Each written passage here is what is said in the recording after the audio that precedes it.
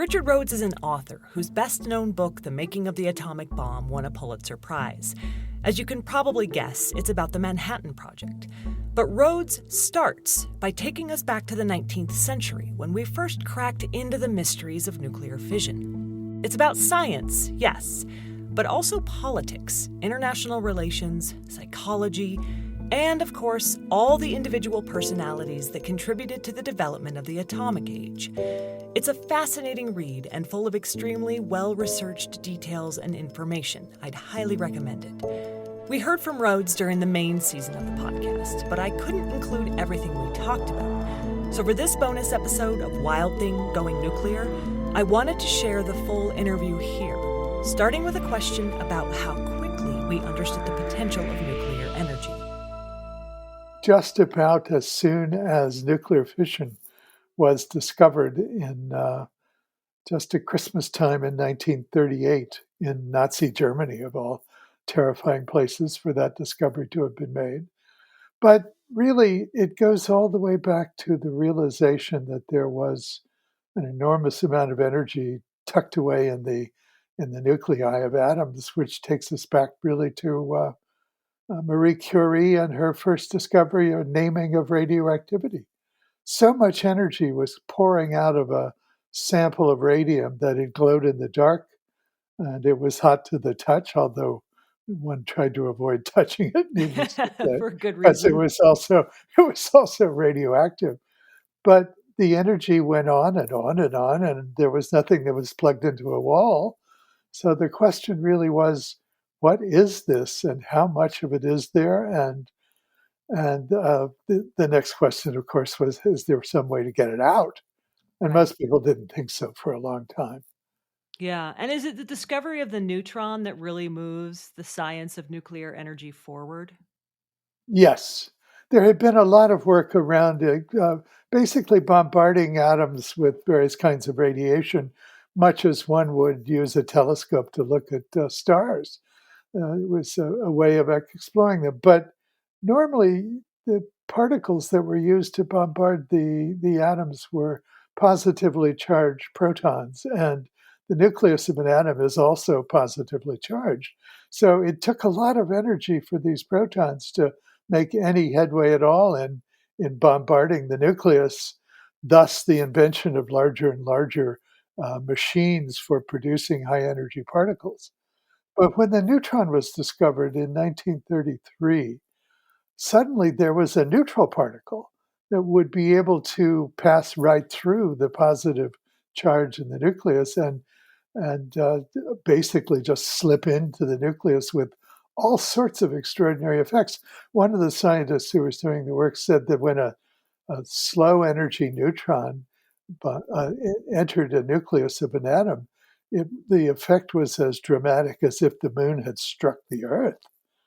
So that's when it began to be clear that it was going to be possible to really look into and explore and perhaps even find a way to get energy out of the nucleus. And this is the process of splitting the atom, which is Well, that came just a bit later. okay.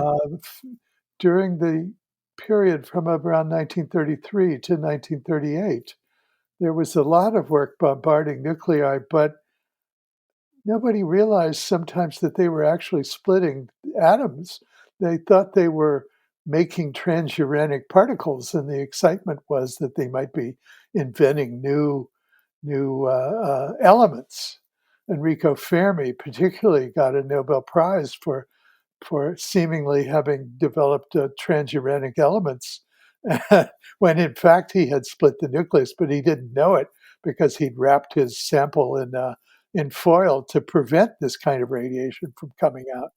So it was finally two German radiochemists, of all things, who were bombarding a solution of uranium nitrate with neutrons and began to find evidence in the solution of particles of elements half the weight of the uranium nucleus. Well, the chipping of the nucleus that had been going on before had maybe transmuted one element up or down the periodic table. Suddenly there was one that was way down the periodic table, and they were baffled. So they got in touch with their physicist colleague, Lisa Meitner, who had escaped Nazi Germany and was now working in Sweden. They wrote her a famous letter, which I once held in my hands at a library in Berlin, that said, we've produced this extraordinary burst. And what is this? And she figured out pretty quickly that nuclear fission had occurred. Wow. So that was the beginning of 1939, and there were headlines all over the world. We think of all this as very secret during that period, but it wasn't. It was, in fact, big news. I mean, headlines like Queen Mary ocean liner could cross the Atlantic on one cupful of this material, and so forth, which is kind of true, actually. Anyway, the next piece of discovery was to see if you could get one splitting atom to release more than one neutron. One neutron went in to cause the fission.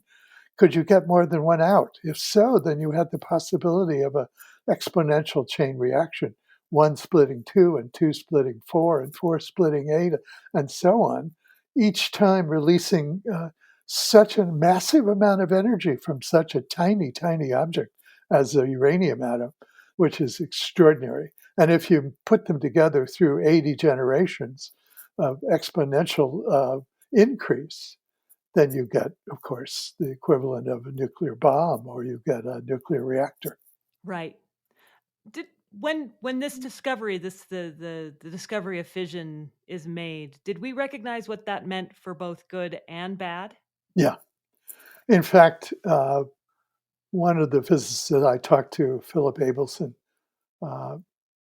remembered the day when Robert Oppenheimer, the man who would eventually lead the work on building the first atomic bombs at Los Alamos in New Mexico, Oppenheimer, within a week, he said, of the news of the discovery being published in the British journal Nature, Oppenheimer had a design, he said, on the blackboard of, he said, a very poor design, a very execrable design of an atomic bomb. So as soon as it was clear that you could get a chain reaction, or you might be able to get a chain reaction, took a little bit more work to prove that that would be the case. But as soon as that was clear, then it was also clear that if you could arrange things right, you ought to be able to make a bomb of truly extraordinary explosive force.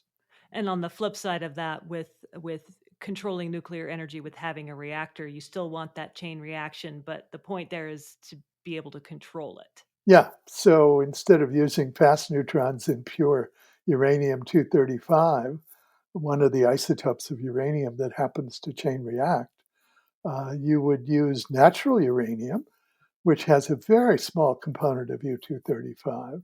And by some very clever design of the structure, the machine you're building, sneak neutrons past the U-238 that was most of the natural uranium, and that would basically absorb those neutrons instead of fissioning, and therefore by getting them past that, they would find the U-235 and cause a controlled chain reaction, a slower chain reaction, one that would allow it the possibility, by inserting control rods into a mass of this material, you could actually control the chain reaction.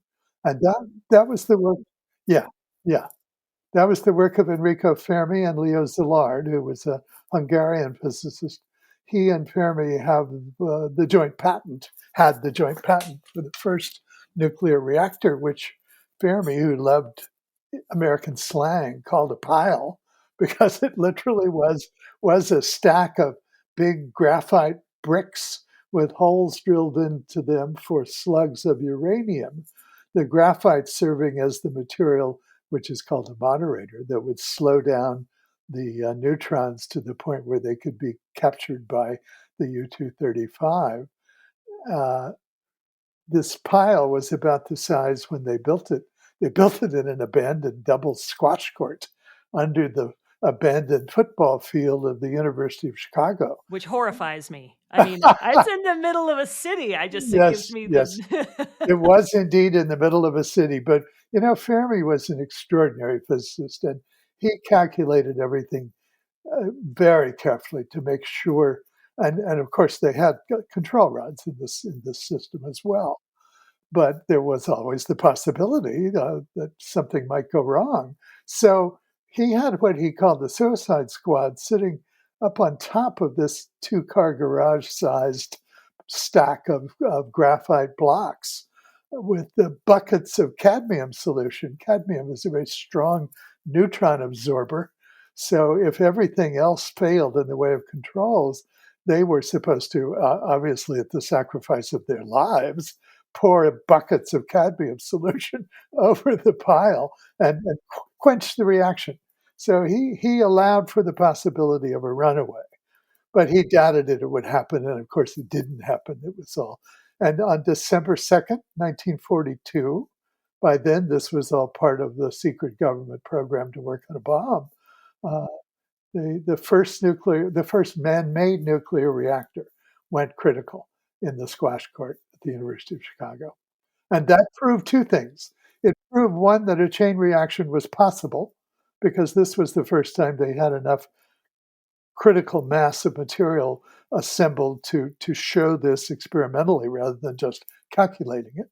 And second, and this was equally important to the bomb program, it showed that that the other part of the uranium, the part that I said was kind of a poison, the U-238, would absorb some of the neutrons and transmute into a brand new man-made element called plutonium. And they were interested in its potential as bomb material. And plutonium, it turns out, was about twice as reactive as uranium in a bomb. So it took a very small, the ball of plutonium in the bomb that destroyed Nagasaki was about the size of a baseball. Wow. Yeah. In any case, the pile at the same time, which now we call a nuclear reactor, the University of Chicago laboratory, the Argonne National Laboratory, went on during the war to build a whole series of nuclear reactors of various kinds, Fermi leading all this experimentation, so that by the end of the war, Fermi had built, at least 3 or 4 different kinds of piles made of different materials. One of them used a special kind of water called heavy water, which ultimately led to the program that Canada now has. Canada's reactors are mostly natural uranium and heavy water because they have a lot of hydropower, so they can use the electricity to make this very rare material called heavy water. And they power most of their reactors that way. We went another way. We went toward it because we had learned how to enrich natural uranium in this special part called U-235 that chain reacts. We had the machinery to enrich uranium from, U-235 in natural uranium is 1 part in 140, or about 0.07%. So we enrich uranium up to about 3.5 to 5%. And that allows normal water, not this rare exotic kind of water, to be used as a coolant and a moderator. So our reactors are called light water reactors. And that was the technology that began to be developed in this country after the Second World War. Okay. And is it fair to say that Fermi's experiment in Chicago is sort of the start of the modern history of nuclear energy? Yes, absolutely. Okay. Were we thinking about nuclear energy in terms of its peaceful uses before we were thinking about a weapon? Yeah, because we were not in the war at first. The discovery that was made in Nazi Germany at Christmas time in 1938 was just 9 months before the beginning of the Second World War in Europe. But the United States didn't come into the war. We remained neutral until Pearl Harbor, December 7th, 1941. So the first focus, really, of Fermi and Szilard, as well as of the popular press and so forth, was on the possibility for power. And particularly, I guess, because of the scale involved, powering steamships back and forth across the Atlantic. But nobody quite understood it. I mean, there were articles in the popular press about, you'd have a little reactor in your car, you'd have a little reactor in your basement to warm your house, everything that anyone could think of, because the scale wasn't clear yet. Right, or the dangers. Well, yeah, or the dangers, right? So Fermi's doing these experiments in Chicago, and as we mentioned, that makes me very nervous. At what point did we start moving those kinds of experiments to more remote areas, like New Mexico, like Yeah, Idaho? pretty quickly. I mean, Fermi knew that his little test reactor, which was called Chicago Pile 1 or CP1, he knew that CP1 was not going to cause any problem. Its total energy output in the time he ran it one afternoon was about the same as for a flashlight bulb. So Hmm. there was very low energy production and therefore very little radiation involved. There was not even any shielding around that first pile. And I would just add parenthetically, the Russians, when they went toward building bombs after the war, built a copy of that pile, and it's still operating in the middle of Moscow. I, Really?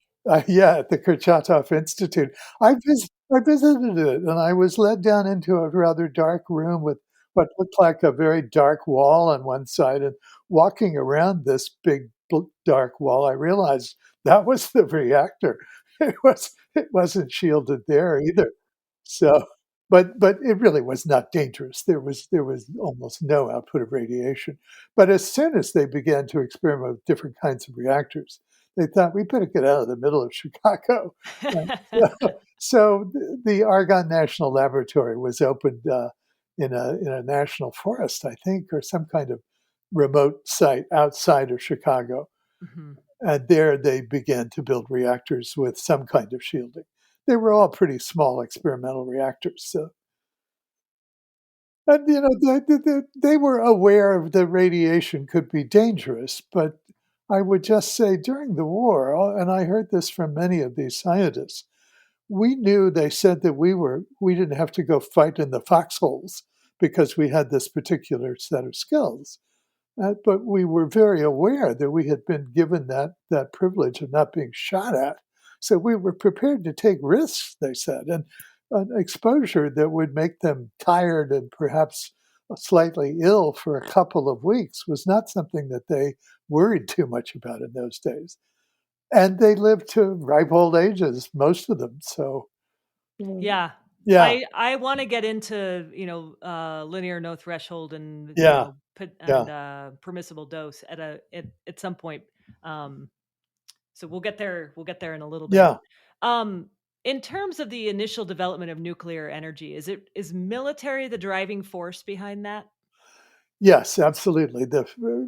Uh, Hyman Rickover, who was at that time a captain in the Navy, after the war realized that there would be no better way to propel a submarine underwater for months on end than a nuclear reactor, and set to work almost immediately. Went down to Oak Ridge, Tennessee, where some of the reactor work had been done, and started working on designs for a reactor that would fit inside a submarine.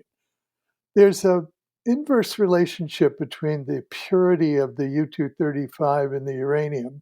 I mean, how much of the uranium is U-235, and the size of the reactor. So if you want to make a reactor that fits inside a submarine, you're going to end up using weapons grade uranium, which is above 90% U-235. Whereas the big reactors that, as I said, the big reactors that we use for power, which are quite large, are only about 3.5 to 5% U-235. So Rickover was looking for a reactor that would be powered. You can use almost anything that can be liquefied to serve as a coolant and a moderator in a reactor. Uh, he decided to use water because engineers know how to use water. Submariners know how to use water. Steam is part of the whole Navy operation. Everybody's familiar with it. And it was really that set us on the path over the years to building light water reactors for power around the United States. But the first reactor that he built was for a submarine. And then they were working on a reactor in the early 50s, considerably larger reactor that would power an aircraft carrier.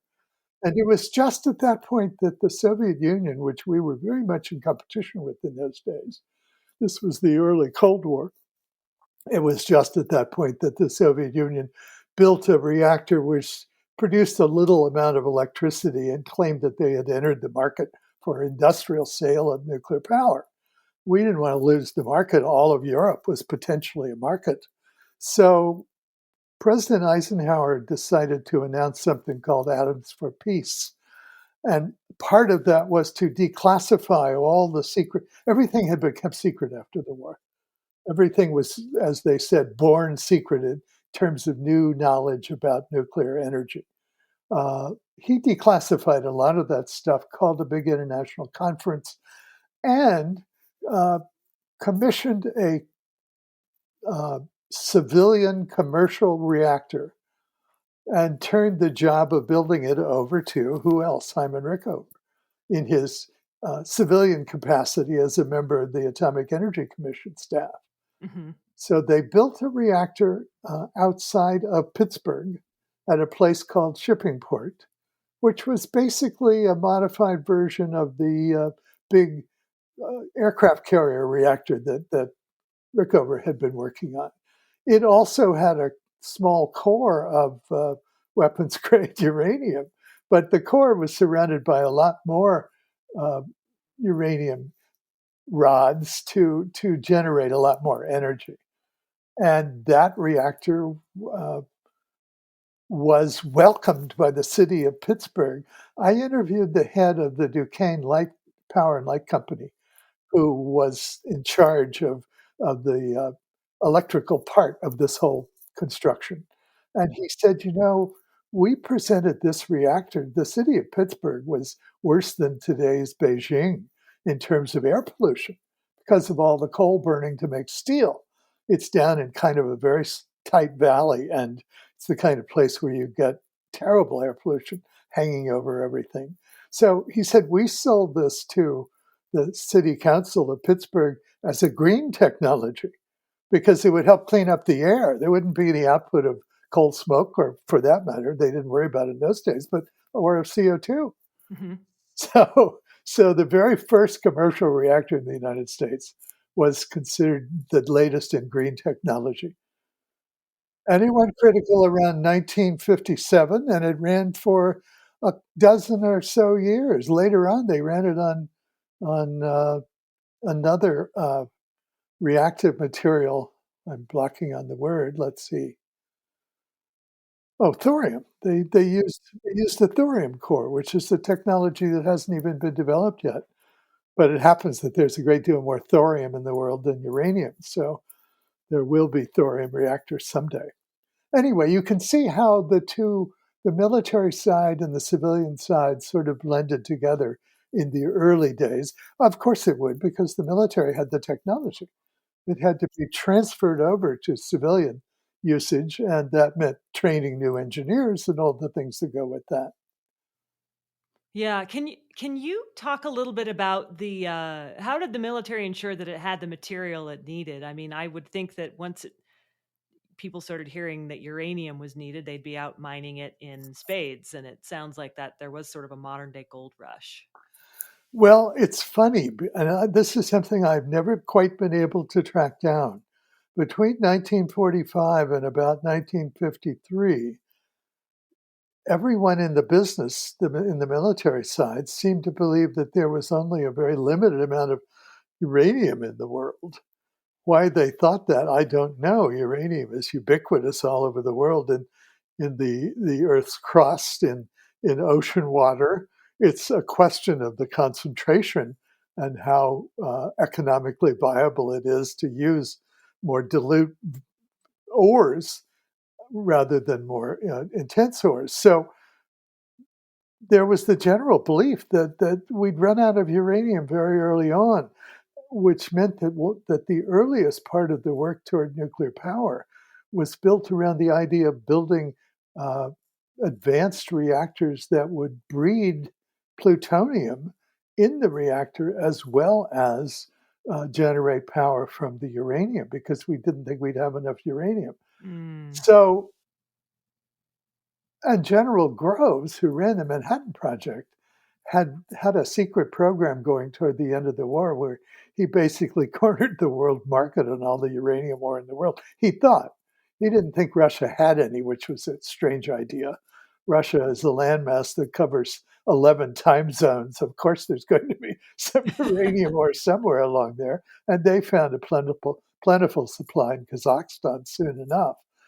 In any case, it was such a desperate attitude that in the early 50s, the Atomic Energy Commission seriously considered extracting uranium from coal fly ash. Oh, wow. Coal, part of the Earth's crust, has uranium in it. When you burn coal, you're left with just the mineral part. The organic part burns away, and that concentrates whatever minerals are in the ore. So it turns out, in fact, to this day, that the main source of uranium in the environment, put there by human beings, comes from coal fly ash, which is an interesting fact considering how afraid people are of uranium in its normal forms. In any case, someone had the wise idea of thinking, well, look, when we have other scarce minerals, we usually put out bounties for potential miners to go find some for us. And they did that in the Colorado Plateau and discovered plentiful sources of uranium all over the place up there. And a lot of miners got quite wealthy with the bonuses that they were paid. Did the miners know the risks of working with the stuff? Well, they were not so much digging down into tunnels yet. They were scraping away at things. The uranium, which was in ancient times part of the liquid flow of water underground and on the surface, had done things like one man found, and this made him rich all by itself, an entire petrified log, the petrification mineral being uranium. Wow. And this one log was worth hundreds of thousands of dollars given the bonuses involved. So it was more finding kind of little pockets of uranium in various parts of the Colorado Plateau. Later on, and particularly in New Mexico, there was underground mining. And there, some people were indeed affected by breathing uranium dust, of course. Mm-hmm. A lot of the Navajo miners and the Native Americans exactly. in the area. Yeah. So can we talk a little bit about the Atomic Energy Act and the Atomic Energy Agency? Their role, were they civilian or military? What was the purpose of this? The debate at the end of the war, given that this was an extraordinary new source of explosives, of uncalculable power. Oppenheimer at one point was lecturing about this right after the war, and he said, we not only have these weapons that can destroy cities, there are much larger weapons in the offing. Oppenheimer and others were quite aware that there were ways that you might use these fission weapons to set off a hydrogen thermonuclear reaction, and then you could make bombs as big as you wanted them. I mean, up to 10-mile diameter fireball. So it was clear that this power was enormous and that it needed to be in responsible hands. And there was a big debate in Congress right after the war about whether the military would control these weapons or whether there would be a civilian agency. And after a good deal of struggle, the civilian agency won the day, and something called the Atomic Energy Commission was formed. That was the predecessor to today's Department of Energy, of course. And it was then the weapons were to be under the president's control as a civilian and only passed over to the military if needed. Later on, that was all changed. I think President Eisenhower changed that so the military controlled the actual physical weapons because otherwise, obviously, there would be a delay in being able to use them. Mm-hmm. So,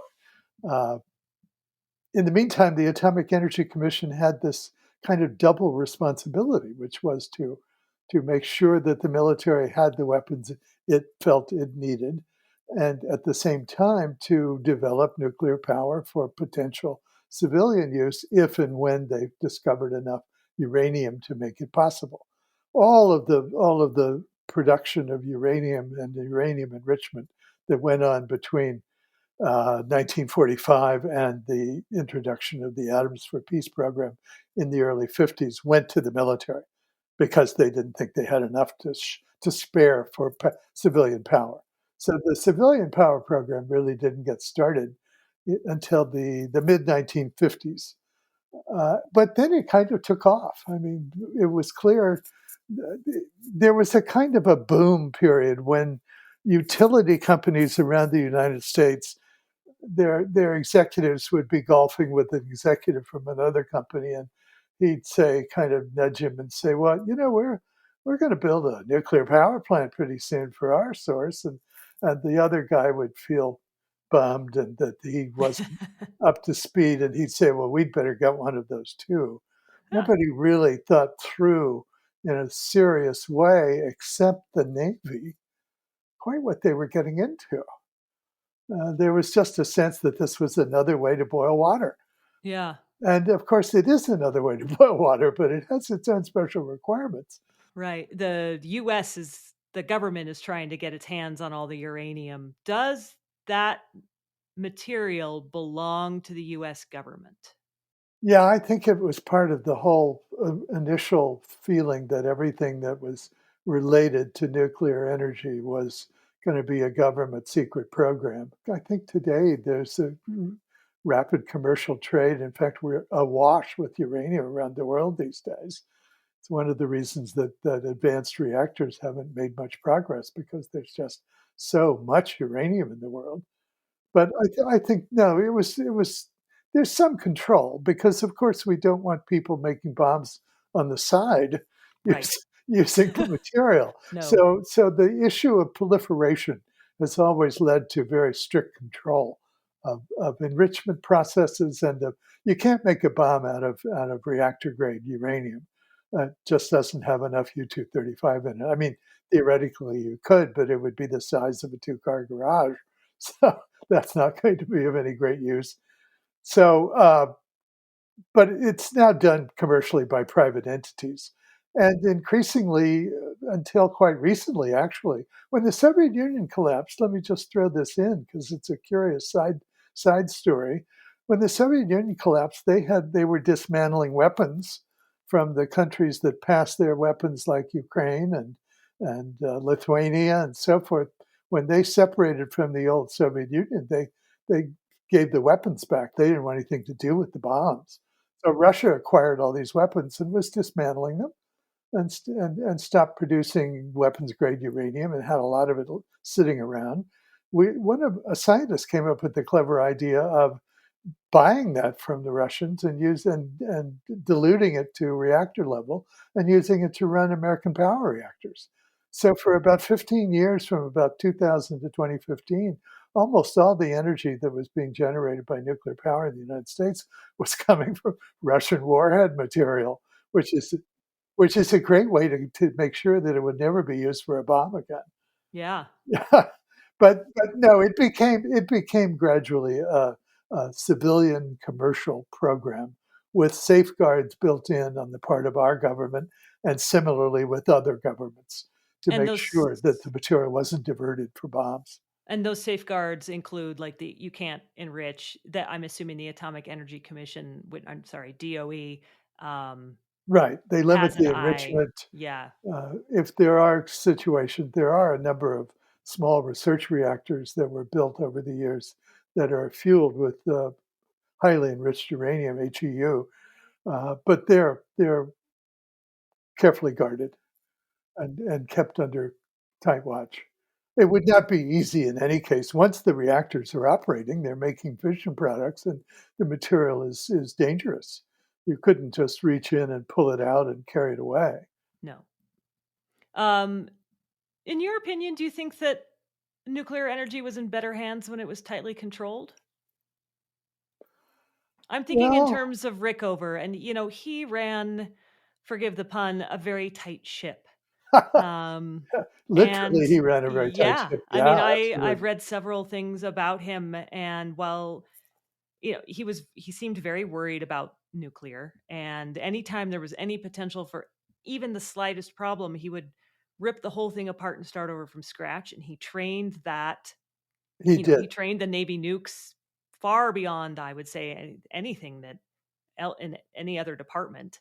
Well, Um, one of the real rewards of Rickover's years developing the Navy's nuclear power technology is that he trained the submarine reactor operators to a very high standard of safety.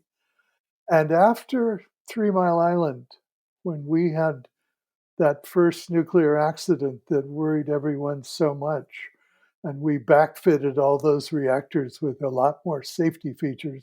One operator told me we gold plated them. He said we spent a lot of money on all the commercial power reactors to give them much higher level of controls.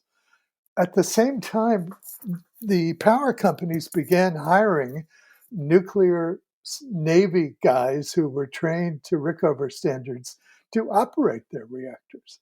Today, I think probably all the operators of nuclear power reactors in the United States are Navy veterans of the Navy program.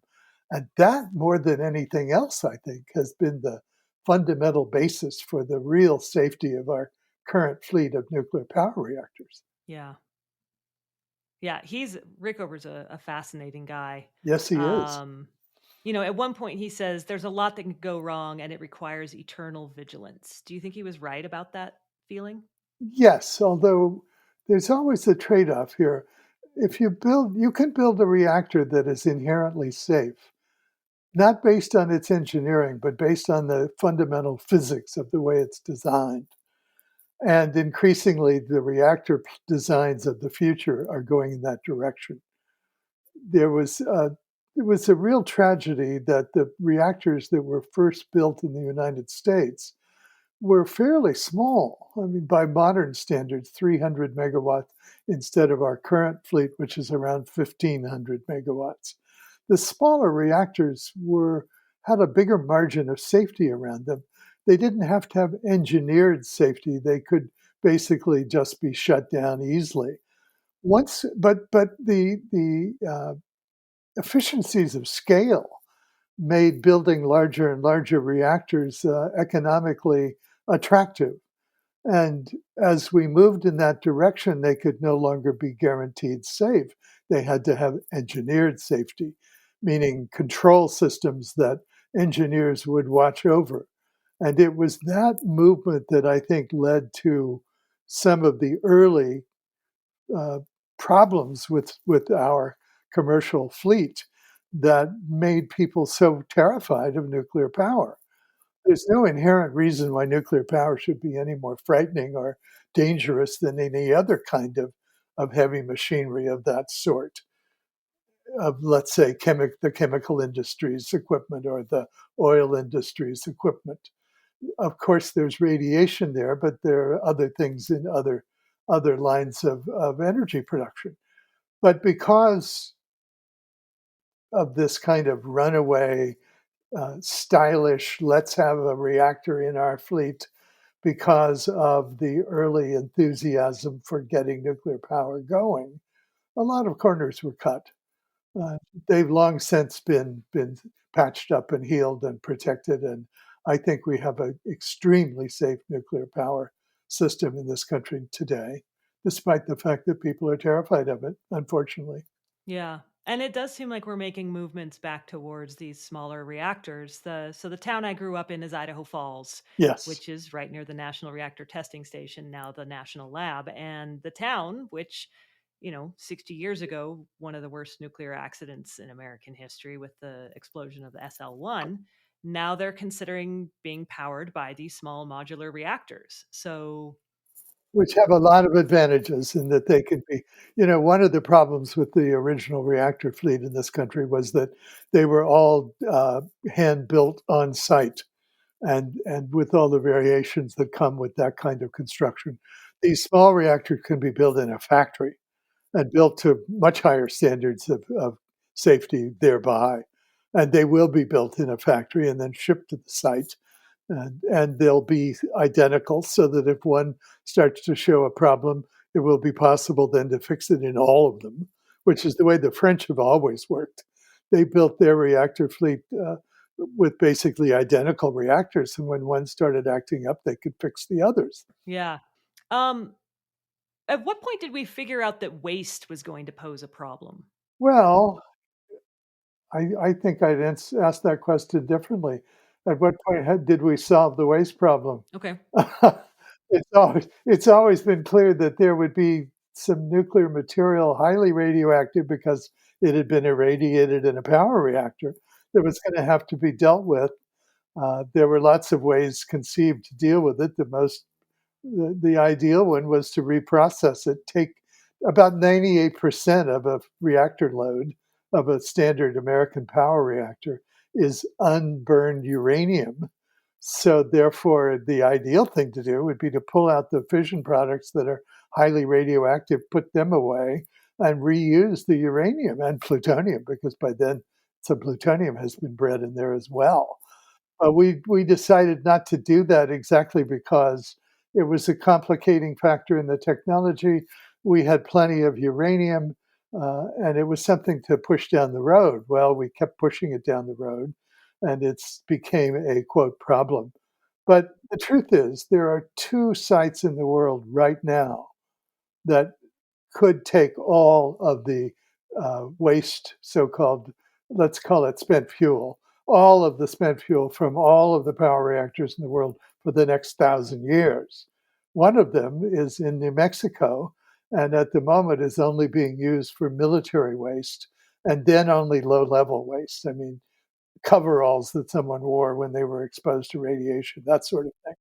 But eventually, if the state of New Mexico accepted it, it could be put waste could be put there permanently.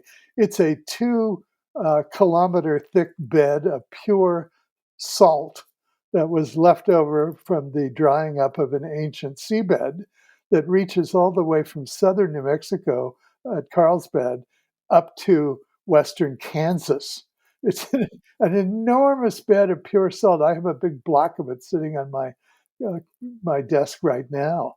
Uh, they've drilled down into through the first kilometer, opened some tunnels down there, and put waste in 55-gallon barrels, drill a barrel-sized hole in a room that was carved out of the solid mass of salt, put the barrel in, plug it, and when the room has got its load, they close up the room, fill it with salt. The salt is a sort of very slow moving liquid crystal. So once these things are in place, the salt slowly creeps and squeezes them and incorporates them into the solid mass. In fact, the straight tunnels that were dug are already kind of have curved walls because the salt has slowly moved in a little bit from the straight cut wall that was originally built. So this is a place where once the material is in place, it's not going to go anywhere. It's clear that the bed is dry because the crystalline salt has been sitting there for at least 6 million years. So this is one location that could be a permanent waste disposal site. There's another one that's been drilled into solid basal granite on an island off the coast of Finland, where Finland, once it opens in 2023, is going to deposit all of its nuclear waste. So it's not a problem except politically. Politically, it's a NIMBY problem, not in my backyard. People think it's dangerous or they worry that it might someday be dangerous. I've never understood this fear for here we are dealing with global warming, dealing with massive air pollution in many countries like India and China, and we're worried about a little bit of nuclear waste that might somehow breach the surface of the earth 1,000 years from now. I do not understand that concern. What do people imagine would happen if this waste, which is being located in truly barren parts of the world, I mean, an island off the coast of Finland where nobody lives, and a bed of salt deep underground in New Mexico, what do people imagine would happen? A little bit of contamination on the surface, a little bit of water flowing through it that would contaminate the water. I, you know, we discount other forms of toxic waste by generations on the assumption that our descendants will find better ways to deal with it. And that's just part of the normal amortization of the disposal of waste materials.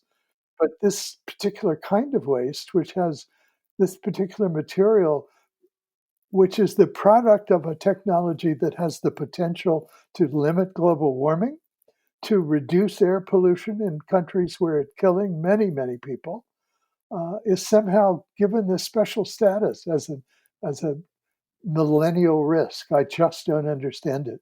Yeah, I there's think, something psychological there that I yeah, want to explore, but it is interesting to think about, how differently we react to this. right now, the best thing to do with all the spent fuel that the United States has, it's not all that much, but the best thing to do it is what we actually are doing with it, which is putting it into dry cask storage on the site of nuclear power plants around the country.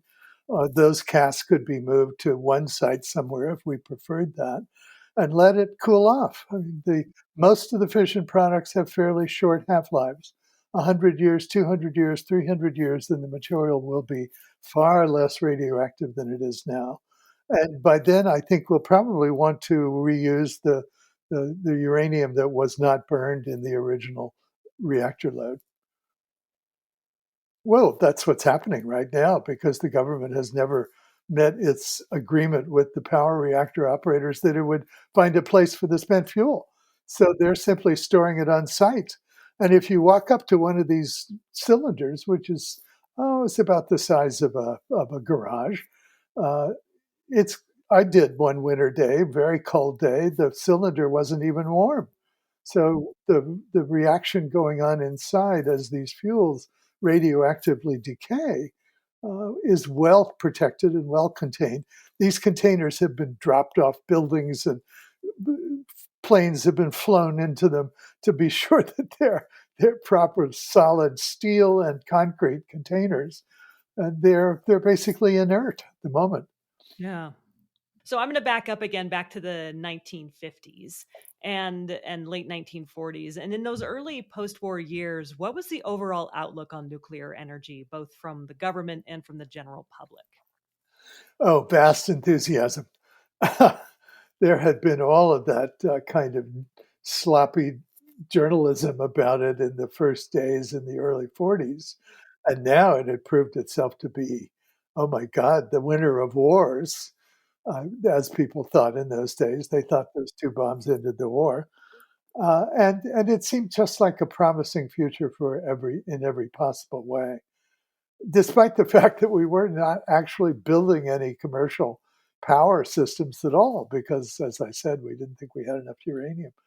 But once it got going in the 50s and 60s, that continued. And I think it really was not until the beginning of the environmental movement. And, even the Sierra Club was pro nuclear at one point early on, precisely for the same reason that Pittsburgh was pro nuclear, because they saw it as a way to clean up the air and perhaps prevent the building of more uh, fission or fossil fuel plants around the country that would pollute the air and so forth. So the general feeling was quite positive. I think the turning point was probably 3 Mile Island, which scared the hell out of everybody, even though there was basically no serious release of reactivity from that problem, that meltdown. It was a loss to the owners of the plant, and it was a loss to the shareholders, but really didn't have much effect on the rest of the world.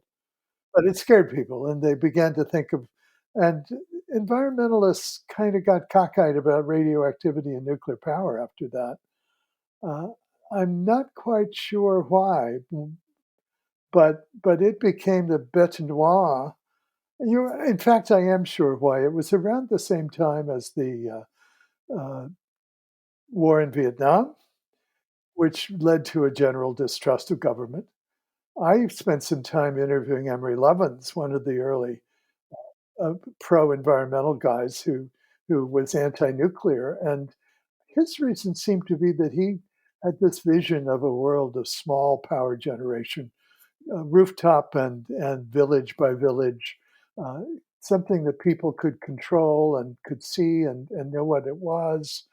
He saw nuclear power as a big industrial corporate kind of greed sort of business. And it was those concerns more than perhaps any concern for radiation or accidents and so forth that I think really led to the environmentalists becoming anti-nuclear at a time when really they should have been pro-nuclear. That's It would interesting. have been very much to their benefit to go that way rather than the way they went.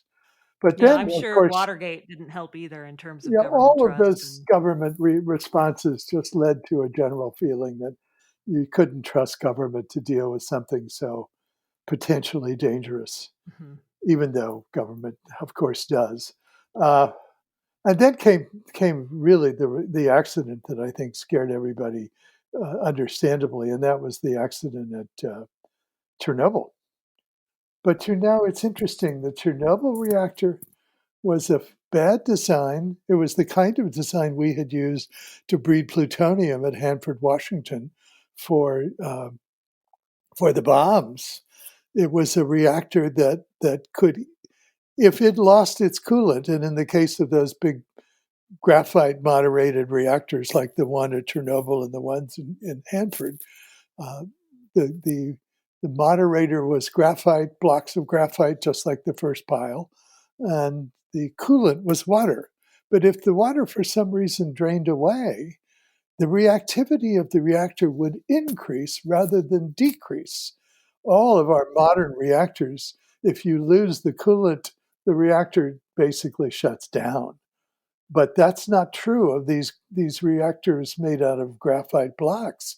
They keep running, and without the water, which absorbs a certain number of neutrons, they speed up and they run away and they explode. That's what happened at Chernobyl. The reason the Russians were building this antiquated design is that all technology in the Soviet Union was supposed to be dual use. You should be able to convert your automobile factory to make trucks for the military. You should be able to convert your tractor factory to make tanks for the military.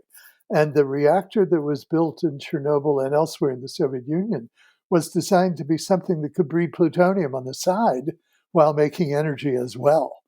And that meant it had a different configuration and it was not a safe design. So, through a series of bad operations and uh, operators pulling off stupid experiments in the middle of the night, they blew that thing up. And it led to a general downgrading of the belief in the safety of nuclear power that we're still living with. yeah. It's interesting to contrast those two time periods because the 50s, and just sort of looking at the brochures and the government films and the ads of the time, it's like nuclear could do anything. It was a miracle. And the irony is, nuclear power can do almost anything if you're careful with it. It's the first major source of energy that doesn't depend directly or indirectly on sunlight. It depends on a really powerful reaction within the nuclei of atoms and has enormous potential. But it's been very limited by concerns over. Well, look, this is the other part of the story that I think people should be aware of, and that is every new energy technology that has come along, from the introduction of coal into Elizabethan England when they ran out of cheap wood because the trees had been cut down too far away from London to make wood cheap anymore, to the development of the steam engine and the development of coal power for transportation. Every step along the way, the transition from one major source of energy to another typically has taken about 100 years. That's because it's not just let's introduce a new machine.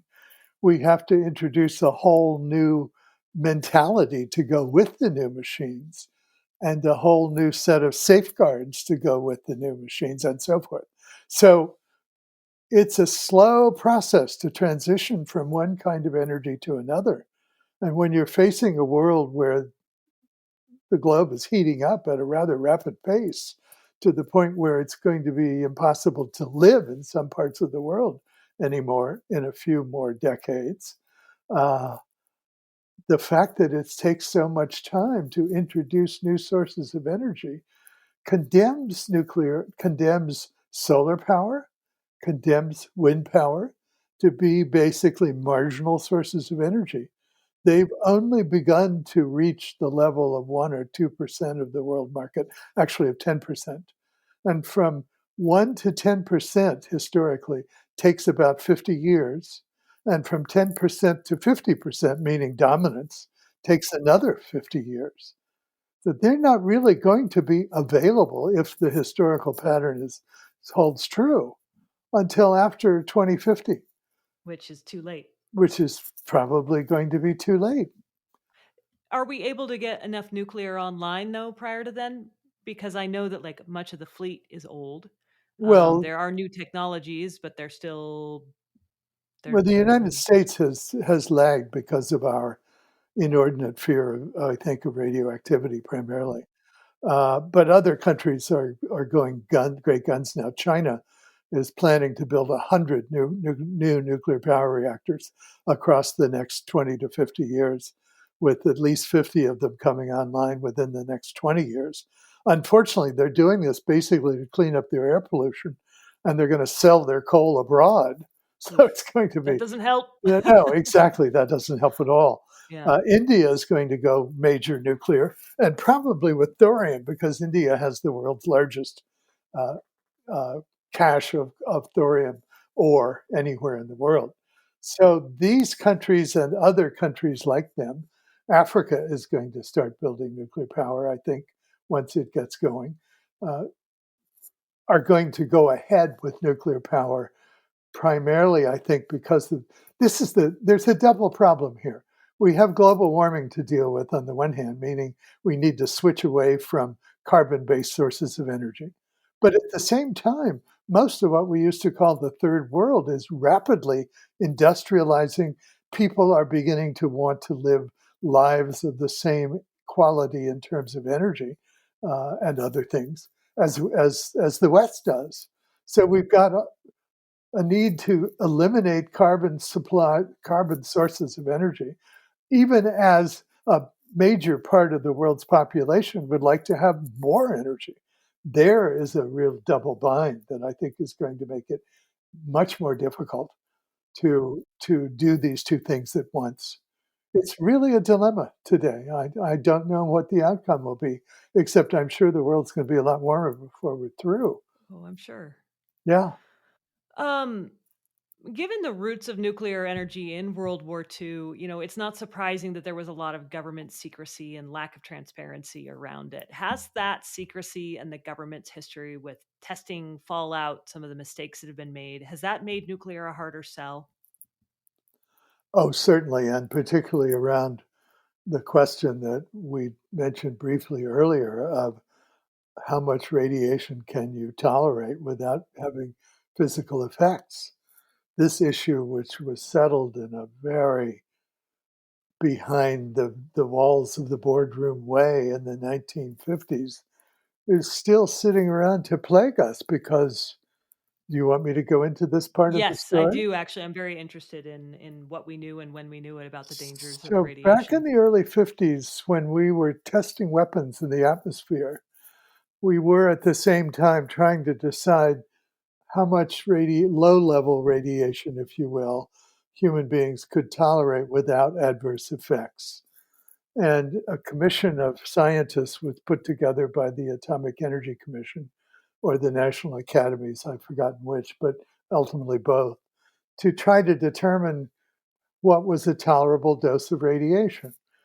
And through a series of really complicated interactions among the scientists themselves, who really didn't act with, I think, full ethical uh, value in terms of what they were deciding. They concluded that there was no level of radiation that was acceptable, that any radiation that people were exposed to would cause harm. Now, on its face, that's not very logical, since there's a lot of natural radiation in the world that we all swim through every day in the course of our lives. If you take a flight in a commercial jetliner, by going up high where there's less atmosphere to shield us, we get a much larger dose of radiation from cosmic rays. If you live at a higher altitude, you get a higher dose of radiation from cosmic rays. If you live in a place where there's natural uranium in the rock, like Pennsylvania, you get radon in your basement because one of the decay products of uranium is a gaseous element called radon, which is similar to radium. So we're all exposed to radiation all the time. And the notion that somehow all of that is destructive to us flies in the face of common sense, particularly since the cancer rates in areas where there are higher levels of radiation are actually lower than the cancer rates in areas where there are lower levels of radiation. Why would that be? The idea is that exposure to low levels of any material stimulates your immune system. That's what a vaccination is about. So Take a hormesis, essentially. Yeah, hormesis. You take a low dose of COVID-19 in the form of a killed virus or some version thereof, and it stimulates your immune system to produce antibodies that will then protect you from a higher dose. The same thing seems to, at least, there's considerable evidence that that is the case for radiation as well. But again, for long historical reasons that I won't go into, that really never reached the light of day. In fact, it's only now being once again discussed because this issue of what's called the linear no threshold model, that there's no amount of radiation that's safe to be exposed to, uh, has limited, has cost an enormous amount of money over the years as we try to protect ourselves from even the least dose of radiation. The irony being, of course, that we're happy to be exposed to radiation if it's in the form of diagnostics at the hospital or the doctor's office.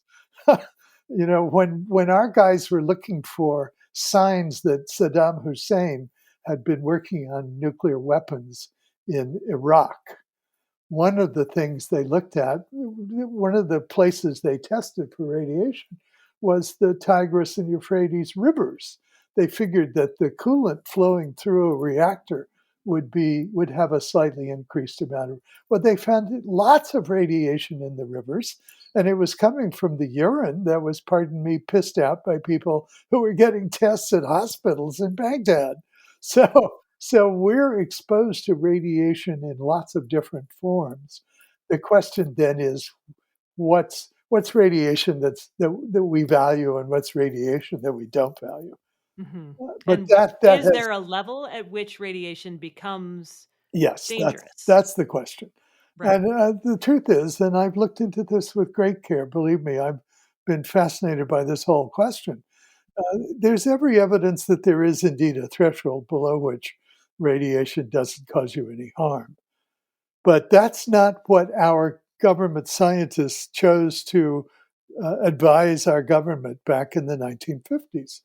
They proposed that there was a no threshold for radiation exposure, that therefore the proper standard should be as low as reasonably possible, which is like all government phrases turned into an acronym, ALARA. And the ALARA standard is the one that we've gone by ever since. Why did they choose to go that way? Is it just sort of Well, if you look the at the most conservative, if you safest route? if you look at the proceedings of the various meetings, there were two factors. One is that the scientist who had won a Nobel Prize for supposedly demonstrating that radiation could cause mutations in fruit flies seems to have fudged his data. And because he wanted the Nobel, the fact is radiation evidently does not cause, at least at low levels, does not cause mutation in fruit flies, but it does tend to break down their DNA. The body has many processes in flies and humans for repairing DNA, and DNA repair goes on all the time in the body because there are lots of other things besides radiation that damage our DNA in an ordinary course of living our lives. And that's true for fruit flies too. But so he was concerned to show that even low level radiation would cause mutation. And that was what he brought to the table.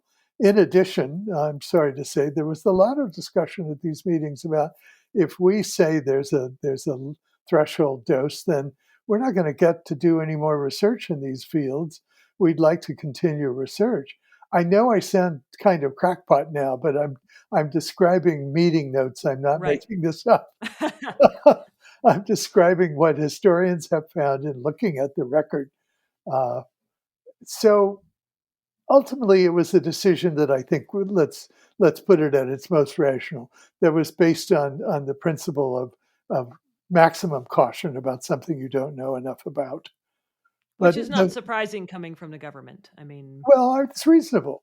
yeah. But unfortunately, that it was never changed. It's only now being re-examined as people realize just how, for example, the people who were exposed even to really pretty heroic doses of radiation in the Chernobyl accident have had no ill effects. The people who did have ill effects were the poor souls who were asked to go up on the roof wearing nothing but a pair of coveralls and shovel the graphite bricks from the reactor core off the roof. I mean, they were exposed to huge doses of radiation and they died.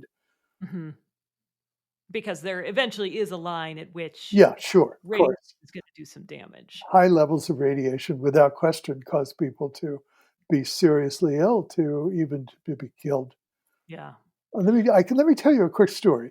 A scientist who later became head of state of the early state of Belarus before it was taken over by the dictator who now runs it, a man named Stanislav Shushkevich, was operating a research facility outside of Minsk. He was a nuclear physicist. The morning when the radiation began to blow north from Chernobyl, and their alarms went off. They thought they'd spilled something. They checked around. Then he sent someone outside to see if what was going on out there. The level was even higher outside than inside. He started calling around to all the power companies around Lithuania and so forth, and nobody had a problem. And then he called Chernobyl and they didn't answer the phone. So he quickly found out that the reactor there had blown up. His first response was to think, we've got to protect the children. Thyroid iodine 131, which is picked up by the thyroid gland, is one of the early fission products that is of concern. And he knew that that was going to be in this fallout plume that was blowing north toward Minsk. And he thought, if we can pack the children's thyroids with ordinary iodine, we can they won't take up the iodine 131 and we'll save a lot of children. So, and he knew that every uh, fallout shelter in the Soviet Union had uh, uh, potassium iodide stores, particularly for this purpose. So he called Moscow to get permission to break out the potassium iodide from the. And Moscow, of course, said, "Comrade, what do you want to do? Start a riot? Get back to your damn job and shut up." Uh, so there are ways to protect. There would have been ways to protect from the kind of radiation that came out of the Chernobyl reactor that was of risk to the people around it. But because of the Soviet penchant for safety, sorry, for secrecy, they didn't want that known until it was basically too late. And there were a number of children, several thousand children, whose thyroids were damaged by exposure to iodine 131, and a couple who died. God, that's sad. Where do you think nuclear energy is going? What do you think the future looks like? If you square all these circles that we've been discussing, global warming, the growing demand for energy, air pollution as a problem in those countries as well, the fact that without question, nuclear power reduces deaths from lung disease, that's been demonstrated in peer reviewed studies. Some 6 million deaths were prevented, according to one major study, by nuclear power in the United States over the period since it came in the 1950s up to around 2000. Mm-hmm. So, for all these good reasons, I think countries are going to go nuclear in a major way. And we're going to be probably left behind. We're still going the other way. Right now, there's a move to shut down a lot of reactors that are only at their 20-year mark. most of these reactors, which are being refitted as necessary, are good for at least 40, probably 80, and maybe 100 years, just by keeping things up and changing the parts that get damaged by radiation and so forth. So, but we're probably going to be the followers rather than leaders in this, as the developing world, uh, China in particular and India, continue to build major developments of nuclear power for the needs of their populations. So I think we're going to see more. And the truth is, nuclear is beginning to get looked at again, even by environmentalists in the United States and Western Europe. I'm happy to say there is an increasing sense that a Green New Deal would include nuclear power. Have you always been pro-nuclear, or is this somewhere that you have arrived? Okay. No, I wrote a number of nasty articles opposing nuclear power for magazines back in the 70s. What changed me was when I began working on my book on the development of the atomic bomb. And I got to meet scientists, many of them Nobel laureates, many of them, with the possible exception of Edward Teller, good and decent human beings. and they said, no, let us explain to you. And they walked me through their deep knowledge of this whole technology, which, after all, they'd invented. At the end, I had to believe them rather than the environmentalists who were not necessarily qualified to say what they said. Men like Hans Bethe and many others who had developed the first bombs, developed the first reactors. Ted Rockwell, who built Shippingport under the direction of Hyman Rickover. All these people were clear-headed about what they were talking about. They knew the risks and so forth. I changed my mind, and I did it in the way one should, by consulting experts who were honest people and listening to what they had to say. That was Richard Rhodes, author of The Making of the Atomic Bomb and of Energy, A Human History. Thank you for subscribing and for listening. And if you want to be kept in the loop about what's happening with Wild Thing, you can sign up for our mailing list. Go to wildthingpodcast.com. This season of Wild Thing is supported by First Light Capital Group, and this podcast is a production of Foxtopus Inc. Our executive producer is Scott Carney, editing is by Alicia Lincoln, and the score and sound mixing come from Louis Weeks. I'm your host and creator, Laura Krantz.